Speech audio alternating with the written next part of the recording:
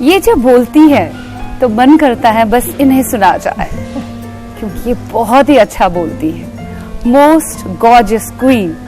1999 में इन्होंने miss world का खिताब अपने नाम किया।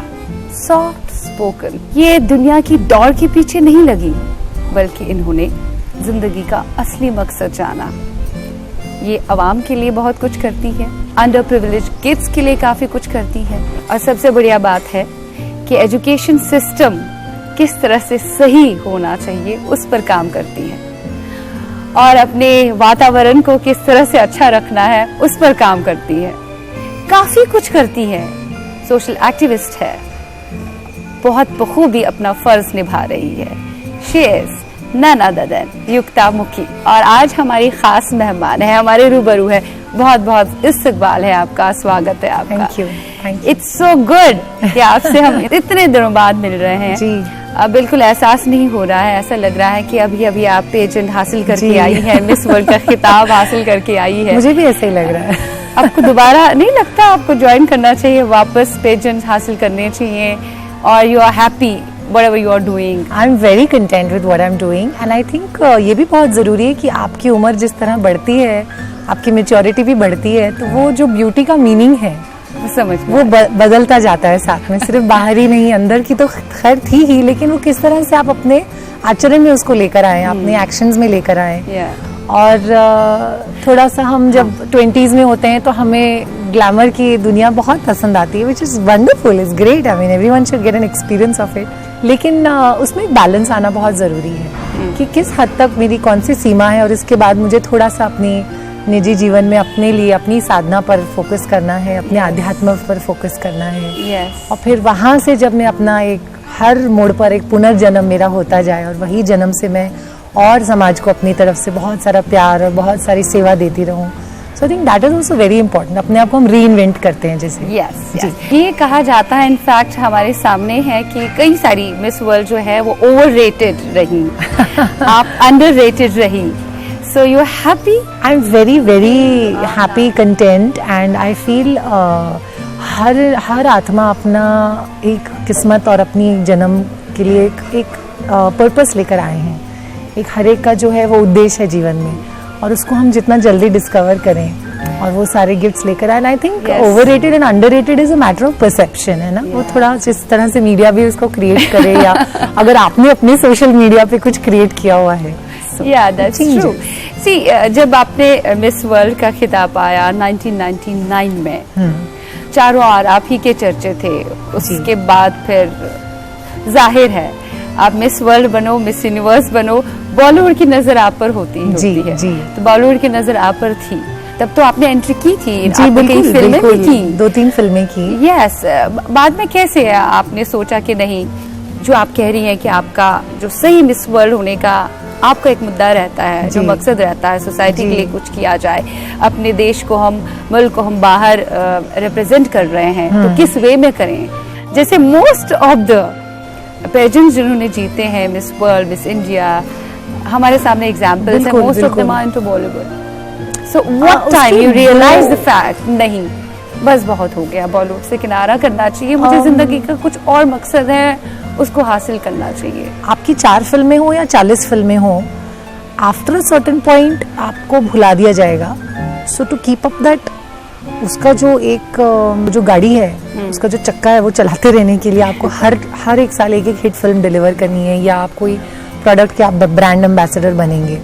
सो आई रियलाइज्ड कि ये बहुत बढ़िया है, it's all fantastic and there is nothing wrong in it, there is no judgement. मतलब मैं ये बिल्कुल नहीं कह रही हूँ कि गलत है, लेकिन होता क्या है उसमें दो पहलू हैं उसके। एक तो लोगों के कहने से आप हट नहीं पाते हैं, कि जब तक लोग नहीं कहेंगे आप अपने आप को नंबर 1 या जो भी पोजीशन पे आप अपने आप को नहीं पा सकते हैं। So it is very dependent on public opinion, on media, on your PR and your, the whole thing. So I felt at some point as women, it does affect our self-esteem and our self-confidence.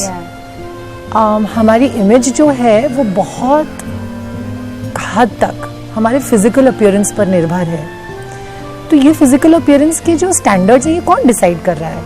कभी size 0 बहुत famous हो जाता है, फिर Paris में कहते हैं size 0 ban कर दिया है। तो वो सब बदलता हुआ जो समाज है, बदलते हुए नजरिए हैं, उसमें स्त्री की जो अपनी एक शक्ति है, अपनी इमेज है, अपना वजूद है, अपना वजूद है। जैसे हमारे कल्चर में क्या, वेस्ट में भी, अगर हम यूरोप में भी देखें तो एक देवी के रूप पर जब औरत को समझा गया है, पूजा गया है, उसके अलग अलग 9 रूपों में उसको संवारा गया है, तो उसके पीछे एक बहुत बड़ी विजडम है कि वो देवी सिर्फ मूर्ति में नहीं है, वो देवी की शक्तियाँ मेरे अंदर भी हैं। तो मैं उनसे इतनी दूर हट जाती हूँ जब मैं लोगों को ये पावर भी दे देती हूँ और लोगों के कहने पर अपने बारे में सोचने लगती हूँ, मैंने शायद ये साइज 0 नहीं पहना है, तो शायद मैं इतनी सुंदर नहीं हूँ, वो मेरे से ज्यादा सुंदर दिख रही है। लोगों के नजरिए से आप देखने लगते हो, आप डिपेंडेंट बन जाते हो, आप अपने आप को भूल जाते हो, अपने आप को आप भूल जाते हो, अपने अस्तित्व को भूल जाते हो। एंड व्हाट हैपेंस इज कि आप अननेसेसरी अपनी सफरिंग या अपने पेन को बढ़ा देते हो। और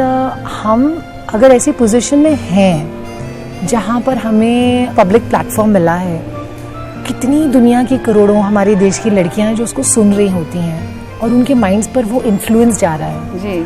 तो आप किस चीज़ से उनको इन्फ्लुएंस कर रहे हैं, इसकी हमें बहुत वैल्यू होनी है कि क्या सिर्फ मैं ब्यूटी प्रोडक्ट्स बेच रही हूँ या मैं कुछ चीज़ बेच रही हूँ या मैं वाकई उनको एक एम्पावर कर रही हूँ कि आप अपने आप में काफ़ी हैं, you are enough and perfect as you are. आपको कोई डिग्री, आपको कोई नौकरी, आपको कोई फिल्म मैगजीन या कोई ब्रांड एम्बेसडर बनने की जरूरत नहीं है। You are worthy of love and respect just as you are. तो ये मैसेज भी नहीं जा रहा है, it's only one sided message जा रहा है जो लड़कियों को। So that was one aspect of it. Because I had a very spiritual upbringing. मैं 14 साल की थी जब मैं अपने गुरु से मिली थी। मोस्ट ऑफ द टाइम आप ज्यादातर बाहर रही, यूएई में आप काफी सालों तक रही, बचपन में रही थी, बचपन में। उसके बाद it's because of your mother, जिन्होंने आपको वैसे अपब्रिंगिंग दी, कहा कि नहीं हमें अपने कल्चर, अपने रूट्स को भुलाना नहीं चाहिए, बिल्कुल। And you came back here, तो फिर आप यहीं पे रह गए, यहीं पे रही। एंड आई थिंक वो जैसे कहते हैं ना, धरती आपको बुला रही होती है। So it was really my destiny to be at my guru's feet and to offer seva and to grow up in a ashram culture. I like human connection which is possible जब आप without makeup, without cameras लोगों से मिलें। So that is the real bond, जो कि आज की date में हम बहुत आइसोलेटेड हो गए हैं, सब लोग अपने गैजेट्स पर बैठ रहे हैं, किसी को समय नहीं है, ट्रैवल टाइम में इतना हमारा वक्त निकल जाता है। So this is something that we really have to strive and achieve. मतलब इसके लिए हमें और ज़्यादा मेहनत करनी पड़ रही है आज, कि मैं आपके साथ बैठूँ, समय निकालूँ, आपके मन का हाल पूछूँ, कुछ अपने दिल की बातें सुनाऊँ। So I think this is where we really have to come together. Not only just women, but even men have to come together. कि हम अपने बेटों को भी सिखाएं कि आप भी अपनी फीलिंग्स एक्सप्रेस करें, क्योंकि आप लड़के हैं, आपको कोई मनाही नहीं है कि आप रो नहीं सकते या आप अपनी भावनाओं को शेयर नहीं कर सकते। आई थिंक ये बहुत ज़रूरी हो गया है कि लड़कियों को हमने सिखा दिया कि आप पढ़ लें, लिख लें, कॉर्पोरेट वर्ल्ड में आप आगे बढ़ें, लेकिन लड़कों को भी हमने बताना है कि घर गृहस्थी के काम भी इक्वल है। ये बहुत अच्छी आपने बात कही, क्योंकि आजकल के जमाने में जो चारों ओर हो रहा है, सिर्फ लड़की को ही समझाया जा रहा है, आपको इस तरह से रहना है, इस काबिल बनना है, ऐसे जीना है। लड़कों को कम एजुकेशन मिलती है इस चक्कर में। नहीं, आप लड़के हो, आप जो भी करो चलेगा। थोड़ा सा कल्चरली ये इनबैलेंस रहा हमारे, शायद आपको लग रहा है उसी वजह से जो भी चारों ओर हो रहा है लड़कियों के साथ हो रहा है, जो दिन ब दिन इतनी एजुकेशन के बाद भी वो सुधार जहनों में नहीं आ रहा है जो आना चाहिए। हर बार सुनने को मिल रहा है, रेप केसेस हो रहे हैं, ऐसा हो रहा है, ड्रग्स एडिक्शन हो रहा है, ड्रग एडिक्शन ज्यादा बढ़ गया है, टीनेज प्रेगनेंसीज हो रही हैं जो इतने लेवल पर नहीं हो रही थी। सो आई फील कि ये जो एडोलेसेंट एजुकेशन है ये बहुत ज़रूरी हो गया है, जहाँ पर हमें मेंटल और इमोशनल हेल्थ को उतनी इम्पोर्टेंस देनी है जितनी कि हम करियर काउंसलिंग या कोई 10th या 12th के बोर्ड एग्जाम्स को देते हैं, शायद इसको ज़्यादा देनी पड़ेगी आने वाले सालों में।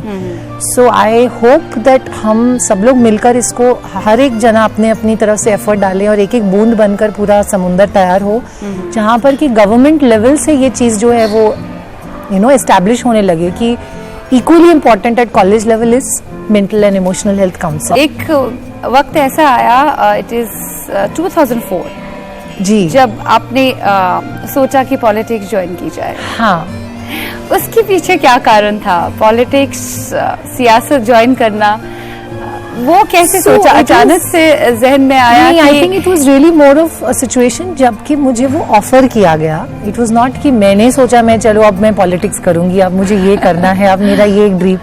इट्स रियली जब आप लोगों से मिलते हैं, उठते हैं, बैठते हैं, तो किसी के थ्रू कोई सजेस्ट करता है कि आप करना चाहेंगी, we would like for you to do this. And I felt कि गांव में जाना और लोगों के साथ मिलना, जो गांव की हमारी ट्राइबल जो खासकर कम्युनिटी है उनके साथ जुड़ना, ये बहुत ज़रूरी था. And it was an experience very exhausting, very very intense. अप्रैल और मई का महीना था, मुझे याद है. मुझे राजस्थान में जाना था, so it was you know very very challenging कि इतनी गर्मी में किस तरह से आप अपने आप को कूल रखें. यस और आपको तो बैलेंस करना पड़ता है, कई सारे प्रेशर्स होते हैं. आपका रुझान उस और भी रहा है कि हमेशा आवाम जो है, जो लोग जो है वो खुश रह पाए. What are the basic needs जो एक आम इंसान को चाहिए ताकि सब कुछ सही हो जाए, और जो देश चलाते हैं उनको भी करना चाहिए. सो आई थिंक अगर इसको थोड़ा डिफरेंट जैसे मैं देखती हूँ इस वक्त, शायद वो बदले मेरा दृष्टिकोण, लेकिन मुझे लगता है काफ़ी हद तक हमने जो है सिर्फ वोट नहीं किया है, हमने अपनी पावर दे दी है. और जब मैं कहती हूँ कि हमने पावर दे दी है तो हम ये भूल गए हैं कि हम पावर हैं, पॉलिटिशियंस पावर नहीं है. उनके पास डिसीजन मेकिंग अथॉरिटी का कुछ समय है, लेकिन पावर हमारे पास इसलिए है क्योंकि हम उसको पूरी तरह से चेंज कर सकते हैं. जो ग्रास रूट लेवल पर काम आवाम कर सकती है वो पॉलिटिशियन नहीं कर पाएगा. और एक्चुअली वो भी यही चाहते हैं कि हम बैठे हैं उस कुर्सी पर, लेकिन आप उसको सपोर्ट करें. सो पूरी तरह से उनके ऊपर ये रिस्पॉन्सिबिलिटी दे देना और फिर वेट करना कि फिर गवर्नमेंट कुछ करेगी या कोई एनजीओ कुछ संस्था आके कुछ करेगी या फिर कोई एक्टिविस्ट खड़ा होगा और फिर वो भूख हड़ताल पे जाएंगे. मतलब ये सारे सिस्टम से, ड्रामा से हमको थोड़ा बाहर निकलना है. सो हम अगर सेल्फ एम्पावरमेंट की तरफ देखें, अगर छोटी सी चीज़ है, स्वच्छ भारत अभियान है उदाहरण के तौर पर, तो हम अपने घरों में से कचरा जो है उसको, गीला कचरा, सूखा कचरा, कितना कुछ अलग कर रहे हैं. महाराष्ट्र में अब प्लास्टिक बैन हो चुका है, कितना कुछ प्लास्टिक को हम अवॉइड कर रहे हैं. क्या हम कपड़े के बैग्स यूज़ कर रहे हैं. हम अपने ही घर में कितना कुछ इम्प्लीमेंट कर सकें, या हमारे आसपास के जो दोस्त हैं, नेबर्स हैं, रिलेटिव्स हैं, स्कूल में हमारे बच्चे जाते हैं, वहाँ पर जो हमारी कम्युनिटी है उनके साथ ही मिलकर अगर हम एक डिस्कशन सा रखें कि इसको और कितना और हर एक हफ्ते, तो एक तो वो जुड़ने का एक बहुत अच्छा माध्यम बन जाता है. And it allows us to feel कि हमने कुछ किया जिसका बेनिफिट भी हमें ही मिल रहा है. So we don't wait government करेगी, और वो एक स्वच्छ भारत अभियान का मतलब उनकी तरफ से लोग आने चाहिए कचरा कूड़ा उठाने के लिए. So respecting the dignity of labour also.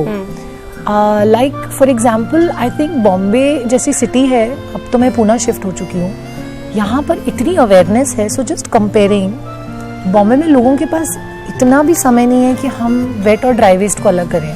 उसके लिए भी हमें बहुत सारे कोई सेलिब्रिटी या कोई चाहिए बोलने के लिए, या जुहू बीच पे बहुत सारे लोग जाएं और सफाई करें. So it's just a little effort, it's just taking the little love for mother nature, for earth, कि ये कचरा जाएगा, ये धरती माँ पर कहीं जाकर बोझ बनेगा. कहीं कोई नदी में मछलियाँ हैं वो मरेंगी, या वही नदी का पानी जब घूम के आएगा मेरे नल पे तो वो कितना कोई पोल्यूटेड होगा, फिर मेरे बच्चे को बीमारी लगेगी तब मैं जागूंगी. So it's not only just a baby step, but it's an awareness in thinking. क्या मुझे इतना पैकेज प्रोडक्ट लेने की ज़रूरत है? क्या मैं घर में ही कुछ ऐसा बना सकती हूँ जिसमें मुझे बाहर से कंज्यूमरिज्म को भी ना बढ़ाते हुए लेकिन प्लास्टिक वेस्ट भी ना हो. सो छोटी छोटी चीज़ें हम लाइफ को कितना सिंप्लीफाई कर सकते हैं.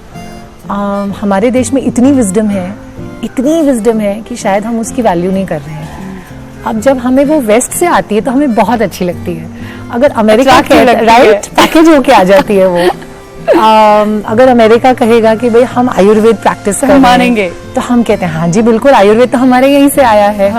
या अगर यूएस कहेगा या मिडिल ईस्ट या कहीं मतलब यूरोप भी कहेगा, कोई रिसर्च होगी लेटेस्ट कोई यूनिवर्सिटी की, तब हम बात को मानेंगे. तब हम कहेंगे हाँ योगा के ये सब साइंटिफिक बेनिफिट्स हैं. या जो मेडिकल कम्युनिटी वो कहेगी हाँ जी आप मेडिटेशन करिए, आप हठ योग करिए, कुछ एक्सरसाइज करिए. अब ना this is already part of our culture. We just have to do it. We just really have to make that 5 minutes 10 minutes of a day that can I sit in silence, can I be with myself, can I take a nature walk, can I stop being on my gadget for the whole evening. मुझे इतना TV और इतना YouTube देखने की ज़रूरत नहीं है.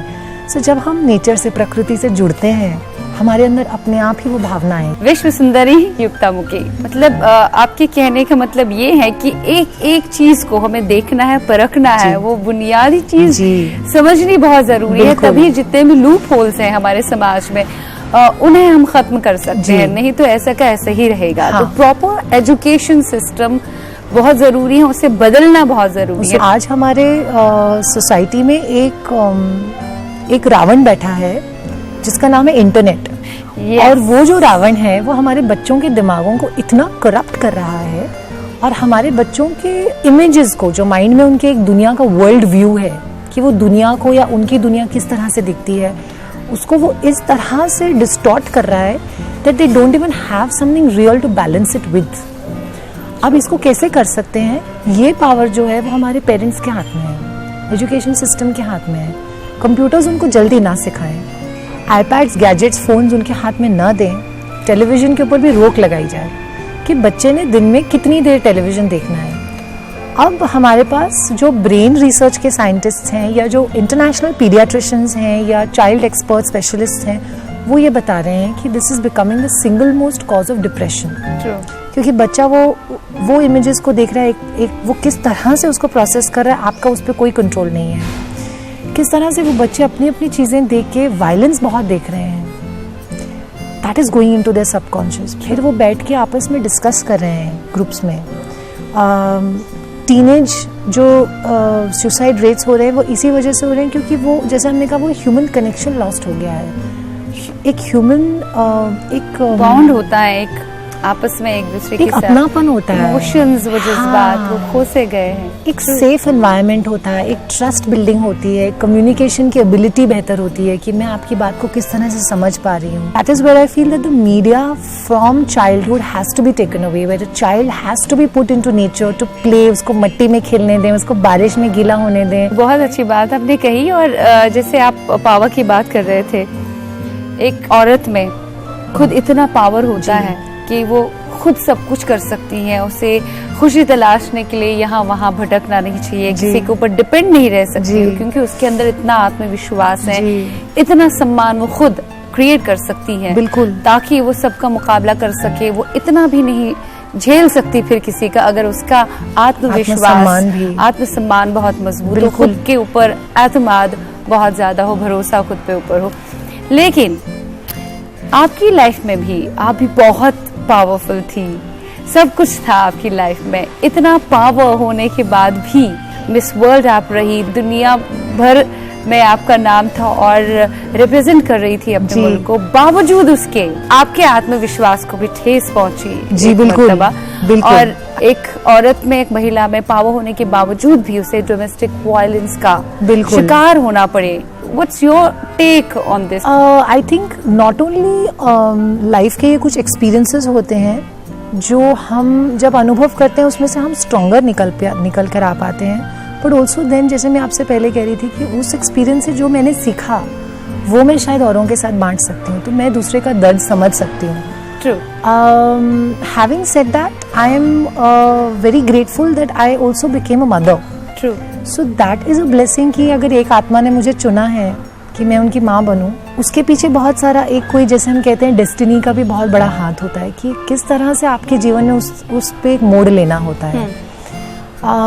So as we were saying earlier कि मैंने अपने जर्नी में ये बहुत रिकग्नाइज किया कि कहाँ मैंने अपनी पावर दे रखी थी। कितना कुछ हम मेंटल एक डिपेंडेंसी क्रिएट करते हैं कि आदमी जब तक ये नहीं करेगा तो मुझे खुशी नहीं मिलेगी, या वो ऐसा नहीं बोलेगा तो मैं ये इस बात को मतलब मानूंगी नहीं, या वो अगर मुझे कुछ लाके नहीं देगा या वो कुछ खरीद के नहीं देगा, या तो हमने अपनी उन सब चीज़ों में अपनी पावर दे रखी होती है। तो किस तरह से हम आज चाहते तो हैं कि हम सब कुछ कर पा रहे हैं, जैसे आपने कहा, हम आज कमा भी सकते हैं, हम पढ़े लिखे भी हैं, हम ट्रैवल भी कर पाते हैं, हमें घर गृहस्थी भी संभालना आता है, बच्चे को भी पालना आता है, बट मेंटल डिपेंडेंसी हमारी कहाँ तक हटी है। So that was my greatest learning to see कि मैं कितने सेल्फ रिलायंस पर आ सकती हूँ, where I take full responsibility for my own happiness. I am not saying कि बहुत सारे लोगों की शायद बहुत अच्छी मैरिजेस होंगी और शायद बहुत सारे लोग चैलेंजेस के थ्रू गुजरते हुए भी उन्होंने मैरिजेस को रखा होगा, जैसे कि हमारी पहली वाली पीढ़ी ने, हमारे पेरेंट्स हैं या ग्रैंड पेरेंट्स हैं, उनके जो चैलेंजेस रहे होंगे हम शायद वो नहीं समझ पाएंगे, और आज अगर हमें वो आते challenges, we probably would have not been able to survive them और transcend them. But I always say to my mother that आज के पेरेंट की और आज की जो महिला की चैलेंज है, शायद आप उसको नहीं आप जान कर पाएंगे। So every generation has had their own ways, and I think to a great extent, जैसे मैं आपसे पहले कह रही थी कि हमने अपनी लड़कियों को तो बड़ा वैसे कर दिया है कि आप जाएं और दुनिया में नाम कमाएं और आप इक्वल हैं, लेकिन हमने अपने लड़कों को वैसा अपब्रिंगिंग नहीं दी है अभी तक कि आप एक स्त्री की रक्षा कैसे करें। उसको ज़रूरत नहीं है आपकी रक्षा की, लेकिन क्योंकि फिजिकली आपको बॉडी ऐसी दी गई है, आपका कर्तव्य बनता है कि उसकी रक्षा करना, आपका कर्तव्य बनता है उनको रिस्पेक्ट करना या उनकी भावनाओं की कदर करना। So this has to come very, it's a very soft way जो कि एक माँ ही कर सकती है सिर्फ। So we are coming back again to women, that the power is still with women, कि अगर हमने लड़कों को भी ये बात सिखानी है कि क्योंकि आप लड़के हो तो आप रो नहीं सकते, सिलाई बुनाई का काम जो है वो लड़कियों का है, तो ये कौन से ग्रंथ में लिखा है? ये कहीं पर लिखा नहीं है। It's just we made it into our, जैसे हम कल्चरल आर्ट्स या ट्रेडिशन की बातें कर रहे थे, तो उनमें सारी सबसे ज़्यादा सुंदर कलाकारी जो है वो जेंट्स की होती है। क्विक क्वेश्चंस आपसे पूछते हैं। क्विक क्वेश्चंस ये हैं कि क्या बदलना चाहेंगी आप अपने देश में? मैं चाहूँगी कि लोगों का रुख जो है वो ज़्यादा बच्चों की और उनकी एजुकेशन की तरफ जाए। मैं चाहूँगी कि शिक्षक और शिक्षिकाओं की जो ट्रेनिंग है वो बदली जाए इस देश में। उनको हाईएस्ट पेड सैलरी मिलनी चाहिए। वाह, क्योंकि वो यंग माइंड्स को नर्चर कर रहे हैं। अपने देश की कौन सी ऐसी बात है जो आपको काफी सताती है? You feel so sad. I feel sad that we have lost touch with our own culture. I feel sad कि हम अपने ग्रंथों, अपने शास्त्रों को पढ़ने के लिए समय नहीं दे पा रहे हैं। It was lovely talking. Thank you so much. Thank you for having me. It's been an honor, and thank you so much for the effort to come to Pune and meet with us. Really, pleasure talking. It's been such a delight being with you this afternoon. मैं उम्मीद करती हूँ आपको आज की हमारी मुलाकात युक्तामुखी के साथ बेहद पसंद आ गई होगी। आप लिखिएगा ज़रूर shiva.lateef@nwateen.com पर। एक नई मुलाकात लेकर हाजिर हो जाएंगे। तब तक के लिए खुश रहिए, मज़े में रहिए, स्वस्थ रहिए। खुदा हाफिज़ एंड नमस्ते।